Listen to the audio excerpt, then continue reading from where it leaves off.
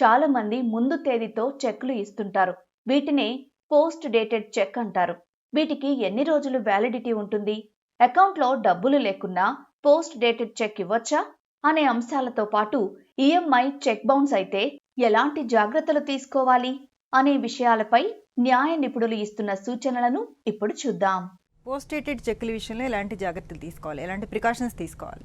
ఒకటి మాత్రమే ఒకటే ఇంక్లో రాశారా? ఓకే, 2-3 రకాల అంటే బ్లాక్ బ్లూ అలా కాకుండా ఒకటే రైటింగ్ ఉండాలి, ఒకటే పెన్ ఉండాలి. ఎందుకంటే so that it will not be fabricated and the amount should be which is into the bank also. Okay, compulsory bank లో అమౌంట్ ఉంటేనే మనం ఇష్యూ చేయాలి చెక్, అంతే కదండి? చెక్ మీద డేట్ వేసిన తర్వాత ఎన్ని రోజుల వరకు దాని వాల్యూ ఉంటుందండి? ఇప్పుడు 3 months ఉన్నాయి. ఇప్పుడు 3 నెలలు దాన్ని ప్రెజెంట్ చేసుకోవాలి బ్యాంక్. అదే 3 నెలల తర్వాత there is no remedy madam of the check, there is no condonation of delay, nothing. ఖచ్చితంగా 3 నెలల్లో ప్రెజెంట్ చేసుకోండి. అండ్ ఇంకోటి ఏంటంటే 3 నెలల తర్వాత బ్యాంక్ కూడా యాక్సెప్ట్ చేయదు check. Yes, the main thing is RBI has Supreme Court RBI guidelines are there. RBI guidelines ఉంది. అదే చెక్ వితిన్ 3 months లోనే పెట్టండి. పోస్ట్ డేటెడ్ చెక్ల విషయంలో మేడం ఎప్పుడైనా నార్మల్గా సెక్యూరిటీ పర్పస్ అని తీసుకుంటారు. నార్మల్గా నేషనల్ బ్యాంక్, ప్రైవేట్ బ్యాంకులు ఇప్పుడు తీసుకోవట్లేదు, కానీ కొన్ని బ్యాంకులు బ్యాంకింగ్ అయితే అవి తీసుకుంటున్నారు.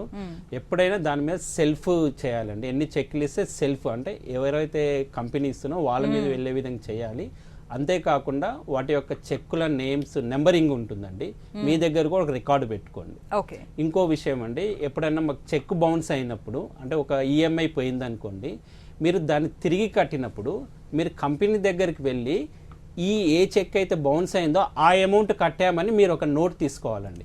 లేకపోతే వాళ్ళు ఏం చేస్తారంటే అంతకు ముందు దాంట్లో ఆన్ అకౌంట్ అంటారు, అంటే అంత ముందు దాంట్లో జమ చేసి వీటిని పెండింగ్ చూపెడతారు. కాబట్టి పేజీ ఈ విషయం చాలా మంది తెలియదు. మీరు ఎప్పుడైనా చెక్ బౌన్స్ అయినప్పుడు ఈఎంఐ విషయంలో మీరు తప్పకుండా మీరు కట్టే అమౌంట్ ఎలాగో మీరు కట్టినప్పుడు ఈ అమౌంట్ దానికి సంబంధించిందని ఉండాలి. ఎందుకంటే చెక్ బౌండ్ చేసే డిపార్ట్మెంట్ వేరు ఉంటుంది, అడ్వకేట్ లీగల్ డిపార్ట్మెంట్ వేరే ఉంటుంది కంపెనీలలో, వీళ్ళకి కోఆర్డినేషన్ ఉండదు. దానివల్ల మీరు లేట్ అయిందని మీకు లీగల్ నోటీస్ వచ్చే అవకాశాలు ఉంటాయి. కాబట్టి తప్పకుండా ఈ విషయానికి దానికి సంబంధించి ఒక లెటర్ తీసుకోవడం కూడా లెటర్ తీసుకొని నేను ఈ జనవరి మంత్ కు బౌన్స్ అయిన దానికి మాత్రం డబ్బులు ఇస్తున్నాను, లేకుంటే ఫిబ్రవరి అని మీరు తప్పకుండా చేయాలి. లేకపోతే ఈ అమౌంట్ ప్రిన్సిపల్ లో డిడక్ట్ చేస్తారు, ఈ వీటిని మాత్రం చెక్ బౌన్స్ గానీ చూపెడతారు.